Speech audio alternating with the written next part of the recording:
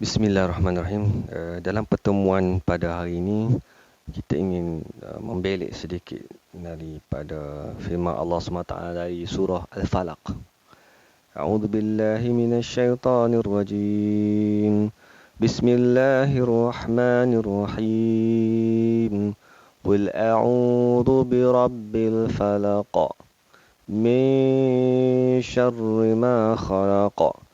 ومن شر غاسق إذا وقب ومن شر النفاثات في العقد ومن شر حاسد إذا حسد صدق الله العظيم.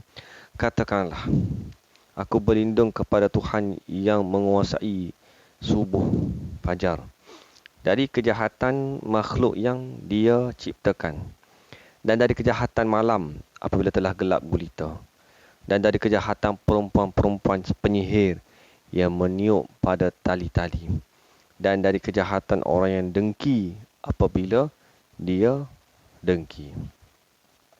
Sadaqallahul azim. Surah Al-Falaq. Imam Muslim rahimahullah ta'ala ada meriwayatkan daripada Uqbah bin Amir radhiyallahu anhu. Nabi SAW bersabda, tidakkah kamu perhatikan ayat-ayat yang diturunkan pada malam ini, yang tidak ada suatu pun ayat yang semisal dengannya? Katakanlah, Qul a'udzu birabbil falaq. Aku berlindung kepada Tuhan yang menguasai fajar, yang menguasai subuh.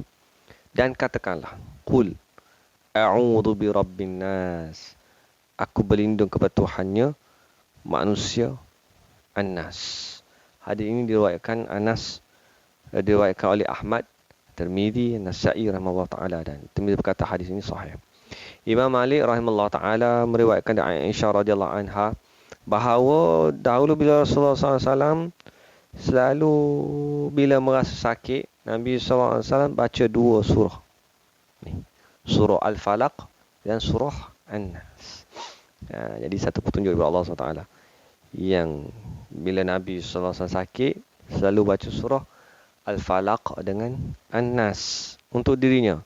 Lalu beliau meniupkannya pada sekujur tubuh baginda Nabi SAW yang mulia. Namun ketika rasa sakit beliau semakin parah, akulah, yang ini Aisyah radhiyallahu anha, tolong bacakan kepada Nabi SAW. Lalu aku basuhkan sekujur tubuhnya dengan membacakan untuk beliau, lalu dengan tangannya sendiri guna mengharapkan keberkahannya, keberkatan daripada dua surah ini. Hadis ini diriwayatkan oleh Imam Bukhari, Abu Dawud dan Nasa'i dan Ibnu Majah rahimahumullahu ta'ala. Kelebihan surah An-Nas dan surah Al-Falaq sebagai ayat penyembuh kepada penyakit. Ini petunjuk daripada Nabi SAW. Lebih-lebih lagi penyakit yang berunsurkan sihir daripada orang-orang yang jahat yang menyihir manusia. Dua surah ni memang sangat powerful. Nabi SAW sendiri yang menggunakannya untuk menyembuhkan baginda sebagai petunjuk kepada kita umat akhir zaman, mencontohi baginda Nabi SAW. Telah lalu disebutkan pada akhir surah An-Nun, surah Nun, dari hadis Abu Nadrah dari Abu Sa'id radhiyallahu anhu bahawa Rasulullah SAW dulu selalu memohon perlindungan kepada Allah Ta'ala daripada mata jahat jin dan mata jahat manusia. Lalu setelah dua surah pelindung, iaitu surah Al-Falaq dan surah An-Nas turun, beliau terus menggunakannya dan meninggalkan yang lainnya. Diriwayatkan Ibnu Tirmizi, Nasa'i dan Ibnu Majah rahimahullah ta'ala. Jadi, apakah rahsia yang berada di sebalik surah An-Nas, surah Al-Falaq ini? InsyaAllah kita cuba berkongsi sebagai satu bekalan kepada kita untuk melindungi diri kita ini daripada kejahatan, terutamanya kejahatan sihir. Diriwayatkan dari Jabir radhiyallahu anhu, dia berkata, Al-Falaq adalah subuh. Qul a'udzu birabbil falaq. Itu maksud Al-Falaq. Dan juga beberapa para ulama-ulama tafsir yang lain memberikan maksud falak itu adalah subuh. Dan ayat yang kedua, dari kejahatan makhluk yang menciptakan. Min syarri ma khalaq. Iaitu dari kejahatan seluruh makhluk.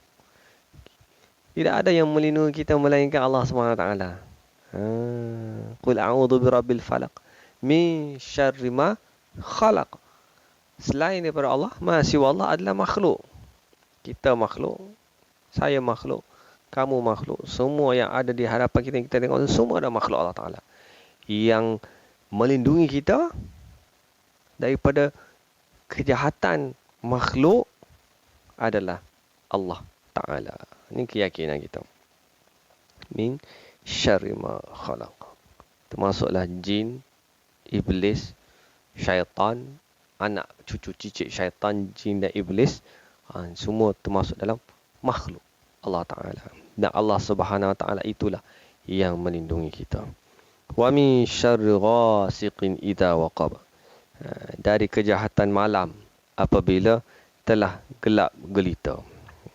Jadi beberapa ulama tafsir memberi kesimpulan ghasiq adalah malam.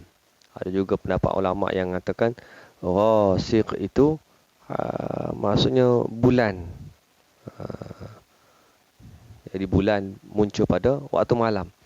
Jadi kesimpulannya adalah ghasiq waktu malam. Biasa kejahatan-kejahatan dilakukan oleh manusia pada waktu malam.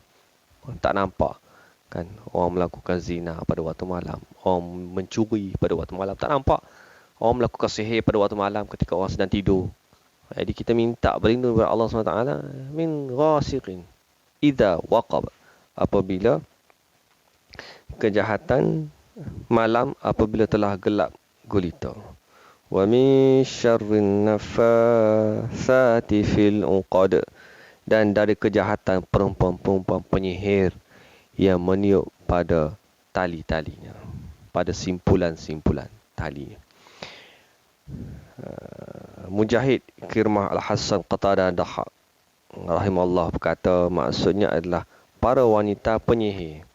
Mujahid rahimahullah ta'ala berkata apabila mereka melakukan jampi, meniupkan pada simpulan-simpulannya.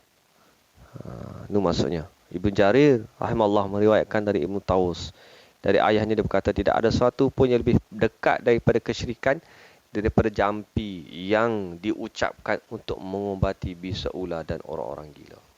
Dalam hadis lain diriwayatkan sesungguhnya Jibril alaihi salam datang kepada Rasulullah sallallahu alaihi wasallam. Lalu berkata, malaikat Jibril tanya kepada Nabi sallallahu alaihi wasallam, apakah kamu sedang sakit wahai Muhammad? Dia berjawab, ya. Maka Jibril pun mengucapkan dengan nama Allah Ta'ala, aku menjampimu dari semua penyakit yang menyakitimu dan dari semua kejahatan setiap orang yang dengki dan mata jahat. Semoga Allah Ta'ala menyembuhkanmu. Di sini diriwayatkan oleh Imam Muslim rahimahullah Ta'ala. Boleh jadi hal tersebut bermula dari keluhan Nabi SAW. Apabila Nabi SAW diuji oleh Allah SWT dengan kesakitan ketika disihir, Allah Ta'ala segera menyelamatkan dan menyembuhkan Nabi SAW. Allah Ta'ala melantas mengembalikan kejahatan para penyihir yang penuh dengki dari kalangan Yahudi itu ke kepala-kepala mereka sendiri dan menjadikan kehancuran mereka dan usaha dan rencana mereka sendiri serta membongkar segala tipu daya mereka. Nabi SAW seorang yang sangat baik hati, tidak memulangkan kejahatan tersebut kepada orang yang membuat jahat kepada baginda Nabi SAW. Bahkan Nabi SAW rasa cukup dengan kesembuhan yang Allah Ta'ala berikan kepada baginda Nabi SAW. Imam Bukhari rahimahullah ta'ala meriwayatkan dari Aisyah radhiyallahu anha, dia berkata dulu Rasulullah SAW pernah terkena sihir. Suatu ketika Nabi SAW sendiri pernah terkena sihir oleh seorang perempuan Yahudi. Sampai-sampai bila diperlihatkan Sehingga seakan-akan sedang menggauli isterinya. Nampak. Padahal beliau tidak menggauli mereka. Sufyan rahimahullah ta'ala berkata, ini adalah pengaruh sihir yang amat dahsyat apabila memang terjadi demikian. Berlaku halusinasi kepada Nabi SAW. Nampak perkara yang bukan-bukan. Walaupun perkara tersebut tidak berlaku. Begitu pengaruh sihir yang telah terkena kepada Nabi SAW. Lalu beliau bersabda, wahai Aisyah, tahukah kamu bahawa sesungguhnya Allah Ta'ala telah memberikan fatwa kepadaku berkenaan dengan permasalahan yang aku tanyakan kepadanya. Lalu ada dua orang datang kepadaku. Salah seorang duduk dekat di kepalaku, seorang lagi datang ke kakiku. Yang dekat kepalaku berkata kepada temannya, ada apa dengan orang ini? Ketika Nabi SAW terbujur, sakit, datang dua orang. Dari riwayatkan disebutkan malaikat. Duduk dekat kepala Nabi SAW. Seorang lagi duduk dekat pujung kaki Nabi SAW. Tanya, ada apa dengan orang ini? Salah seorang tu jawab, dia terkena sihir. Lepas tu dia tanya, siapa yang menyihirnya? Dia menjawab, Labid bin Asam. Seorang dari Bani Zuraiq. Sekutu bagi orang Yahudi. Dia adalah seorang munafik. Dia bertanya lagi, benda apa yang digunakan? Mereka berdialog dua orang. Dia tanya apa yang digunakan? Menggunakan sihir dan simpulan rambut. Dia berkata, di manakah sihir itu diletakkan? Dia menjawab, di kulit mayang kurma jantan di dalam telaga Zarwan. Lalu dia, Aisyah radhiyallahu anha berkata, lalu beliau mendatangi sumur itu, telaga itu untuk mengeluarkan sihir tersebut. Sumur inilah yang pernah diperlihatkan kepadaku. Seakan-akan airnya rendaman dan ayakannya seperti kepala-kepala syaitan. Dia berkata, lalu beliau meminta agar sihir tersebut dikeluarkan daripada telaga tersebut. Aisyah berkata, lalu aku berkata, tidakkah kamu membuka sihir tersebut? Tak perlu. Kerana Allah Ta'ala telah menyembuhkanku. Aku tidak ingin menularkan keburukan tersebut kepada seseorang pun di kalangan manusia. Dalam hadis itu juga disebutkan, dia Aisyah berkata, sampai-sampai digambarkan kepada beliau bahawa beliau melakukan sesuatu padahal beliau tidak melakukannya. Ini kisah yang berlaku pada Nabi SAW sehingga baginda disihir, kemudian ditadangi oleh malaikat yang datang untuk memberi maklumat kepada baginda Nabi SAW siapa yang menyihir baginda, di manakah tempat sihir tersebut diletakkan, dan diminta Aisyah radhiyallahu anha pergi cari benda tu, keluarkan dan dihilangkan sihir tersebut kepada baginda Nabi SAW. Dan Nabi SAW mengulang-ulang membaca surah An-Nas, surah Al-Falaq untuk penyembuhan baginda Nabi SAW. Dan Nabi SAW memerintahkan supaya telaga tersebut ditutup, ditimbus kembali untuk atas perintah Nabi Muhammad SAW. 6 bulan Nabi SAW sakit kerana terkena sihir. Begitulah jahatnya musuh-musuh Allah Subhanahu Wa Taala melakukan onar kepada baginda Nabi SAW, menyihir Nabi SAW sehingga Nabi SAW terlantar dalam tempoh yang sangat lama dan berlaku bermacam perkara kepada Nabi SAW. Maka kita sebagai pengikut Nabi SAW selalu amalkan surah ni. Baca surah An-Nas, Al-Falaq. Setiap kali lepas mayang baca sekali pun tak apa, sebagai amalan kita. Kan? Qul a'udzu qul huwallahu ahad, qul a'udzu birabbil falaq, qul a'udzu birabbin nas. Ayat yang memang kita hafal daripada kecil. Dia tak macam apa qul ya ayyuhal kafirun. Qul ya ayyuhal kafirun mungkin kita tersilap ulang kan, dia confuse sikit. Tapi surah An-Nas, surah Al-Falaq, surah apa Al-Ikhlas, surah yang mudah kita baca, kita amalkan setiap kali lepas solat kita baca qul huwallahu ahad, Allahus samad, qul a'udzu birabbil falaq min syarri ma khalaq, qul a'udzu birabbin nas malikin nas, sampai habis. Kan kita amalkan, insya-Allah, mudah-mudahan Allah SWT memelihara kita daripada sihir, memelihara kita daripada jin, syaitan yang sentiasa mencari jalan untuk merosakkan kehidupan manusia. InsyaAllah mudah-mudahan Allah SWT memelihara kita, insyaAllah. Assalamualaikum.